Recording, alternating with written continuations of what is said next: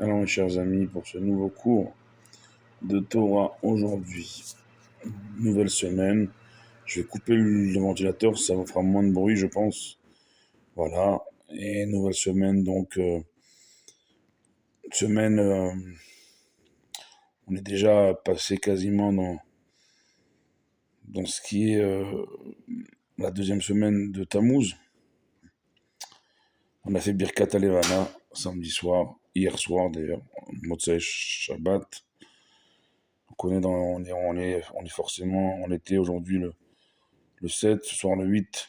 On est à moins de 10 jours donc du 17 Tammuz. Donc il faut commencer à en parler, à s'y préparer. Moins de 10 jours de une date qui va ouvrir 3 semaines, une séquence de 3 semaines, où qui va nous mener, j'ai une belle tête d'imam comme ça, non?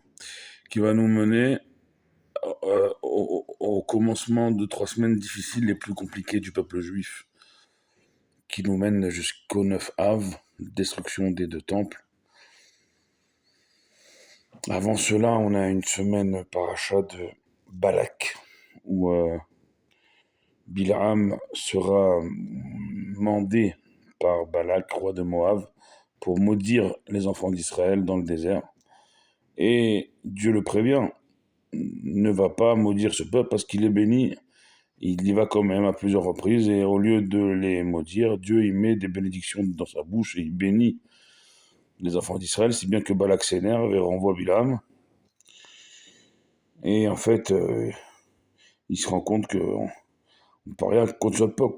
On ne peut rien contre ce peuple, ni au niveau de la guerre, puisqu'il a vu la paracha qu'on a lu hier, que les rois de Amalek, de Sichon, de Og, tous ceux qui ont essayé de se frotter militairement parlant aux enfants d'Israël ont péri.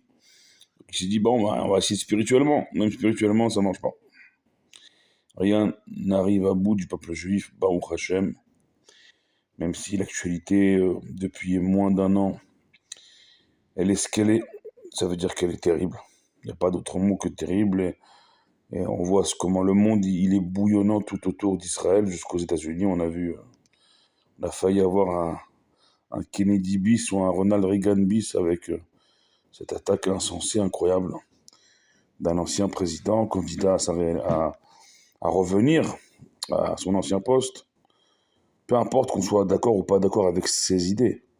C'est un monde qui tire sur des dirigeants. Quand des sociétés tirent sur leurs propres ou anciens récents dirigeants, c'est que les sociétés sont malades. Il y a un problème. Il y a un problème. L'autorité, quand elle est plus respectée, c'est l'anarchie. Nous, Baruch Hashem, dans la Torah, on sait que peu importe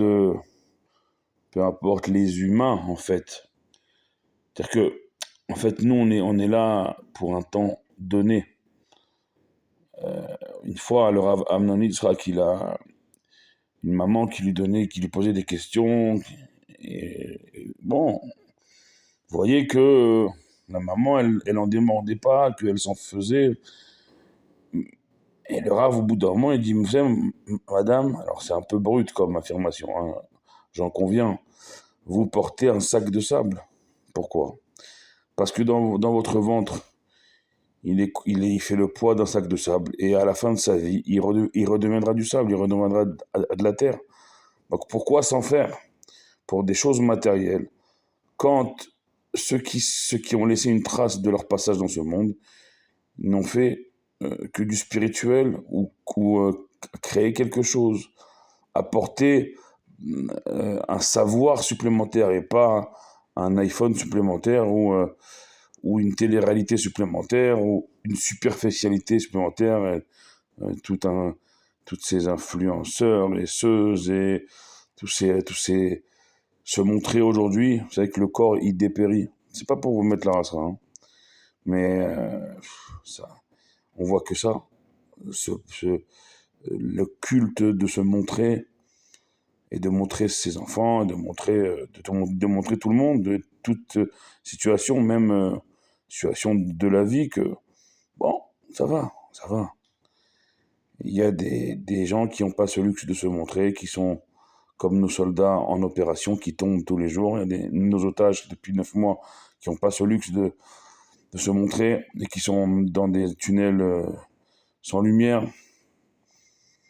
Bon, je pense qu'il faut remettre les priorités au centre si on veut vraiment que cette année, elle finisse avec, avec la libération à tous les niveaux. Niveau individuel, parce que si on pense que nous, on est libérés, alors on a un vrai problème. C'est ça aussi le sens des 3 semaines qui approchent avec tout d'abord le jeûne du 17 Tammuz dans moins de 10 jours. C'est de nous faire réfléchir. Qu'est-ce qui a amené à la destruction des 2 temples et à ce chaos dans le monde depuis presque 2000 ans? Depuis que le temple n'existe plus, c'est le bordel. Excusez-moi de le dire comme ça. Hein. Le peuple juif, depuis presque 2000 ans, est en errance et en souffrance quasi à chaque génération, à chaque époque. On pensait que, bon, ça y est, on avait passé la Shoah à notre époque. Enfin, pas à notre époque, mais voilà, de manière contemporaine. Qui aurait imaginé qu'en l'espace de même pas une journée, on en revive une condensée en une journée. Et enfin, c'est impossible. Et puis on se dit à chaque fois, ça y est, il peut pas avoir pire. Malheureusement, il y a toujours pire derrière. Voilà, on se disait après le 11 septembre, en France, on se disait après Ilan Halimi, après Toulouse, après ainsi de suite, malheureusement. Aujourd'hui, on doit remettre les priorités au centre. On s'approche d'une période de 3 semaines les plus dangereuses pour le peuple juif à travers son histoire. Les plus dangereuses. Voilà. On sait les dangers, on connaît les périls. Il ne faut pas faire comme si de rien n'était, chacun continue de vivre sa petite vie. Ici, c'est très prégnant. À Jérusalem, en Israël, même à Ashdod, j'étais Shabbat à Ashdod. Voilà, dans les discussions, on sait pourquoi on est là et on sait. Voilà, on n'a pas le temps en fait. On n'a pas le temps. Alors après, chacun peut faire le choix de continuer à vivre sa petite vie bien rangée, bien tranquille. Il faut savoir une chose, c'est que tout celui qui n'est pas solidaire dans les actes, la belle pensée, la belle parole, c'est très bien. Dans les actes concrets. Ben, quand viendra un temps où il aura besoin d'actes concrets envers lui, il trouvera personne, malheureusement. Encore une fois, on s'habitue à tout. Et ça fait plus de 9 mois qu'on s'habitue. Et que pour nous, un jour de moins, un jour de plus, non. La paracha de Balak et de Bilham, elle te dit que Dieu il est prêt à renverser les malédictions en bénédictions. À condition que tu arrêtes de te révolter pour rien. Encore la paracha là qu'on vient de lire hier, encore. Il se révolte parce qu'il y a plus Myriam, donc il n'y a plus le puits de Myriam qui abreuve. D'accord? Il se révolte parce que Aaron il est mort, il n'y a plus les nuées protectrices d'Aaron. Entre les deux, il y a Moshe qui frappe avec Aaron le rocher qui ne rentre pas à cause des enfants d'Israël en terre d'Israël. Et après Aaron, carrément, il pleure encore, il se révolte encore. C'est Amalek qui surgit de nulle part pour nous attaquer à nouveau. Et ensuite, c'est Sichon et c'est Og. Et voilà. Voilà comment les 7 octobre ressurgissent. Parce qu'on est divisé, parce qu'on chouine, parce qu'on se plaint, parce qu'on se révolte pour un rien. Mais il n'y a pas le temps. On n'est plus en cours de récréation. Amalek surgit, je l'ai dit la semaine dernière, je le redis, et c'est dans la paracha qu'on a lu hier. Quand il y a la division qui réapparaît, tant qu'on ne comprendra pas ça, et qu'on continuera à se diviser pour des bêtises, pour des histoires comme à la cour de récréation, tu ne penses pas comme moi, alors je me retire de toi, tu ne vas pas jouer au billes avec moi, tu vas jouer au billes tout seul. Oh, il y a des vies qui sont en jeu, mes chers amis. C'est d'accord? Donc, Dieu, il est prêt à renverser les malédictions en bénédictions. Mais il y a un minimum. Dieu, il est prêt dans les prophéties, c'est écrit, à renverser ces 3 semaines entre le 17 Tammuz et le 9 Av, comme le jeûne de Guédalia après Rosh Hashanah, comme le jeûne du dit Tevet, en jours de joie, plutôt que des jours de jeûne que nous faisons d'année en année.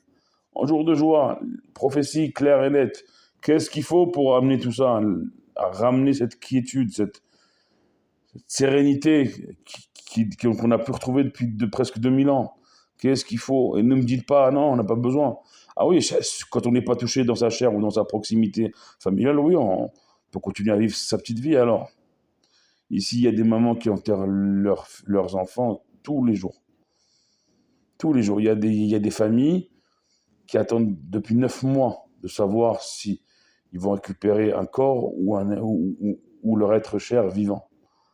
Alors oui, à venir, il vous dit, il y a Mashiach, il y a Triat Hametim, il y a le Beth Amikdash, oui. Mais ça ne peut pas arriver par un bout de baguette magique. Dieu, il ne veut que ça, que nous délivrer et ramener nos chers disparus à la vie. Mais il y a un minimum de notre part. Il y a un minimum de prise de conscience, de responsabilité. Je m'arrête là. 11 minutes, je m'arrête là. Chacun réfléchira. Ce cours, il est à la mémoire de la grand-mère de mon ami Jérémy Usan. La grand-mère de mon ami Jérémy Usan, donc c'est la Ascara. Que son souvenir soit pour lui et pour toute sa famille une source inépuisable de bénédiction et une source de bénédiction pour tout le Ham Israël. Voilà, c'est une famille que je connais bien, c'est la famille de mon meilleur ami Jérémy Usan. Sa grand-mère, c'est Saskara, c'est pour elle, pour tous nos chers disparus. Et à Mavdil, entre les morts et les vivants, en faisant une différence entre les morts et les vivants, la libération de tous nos otages et le retour de nos soldats sains et saufs. Et la prise de conscience de chacun d'entre nous. Baruch Adonai Leolam, Amen ve Amen.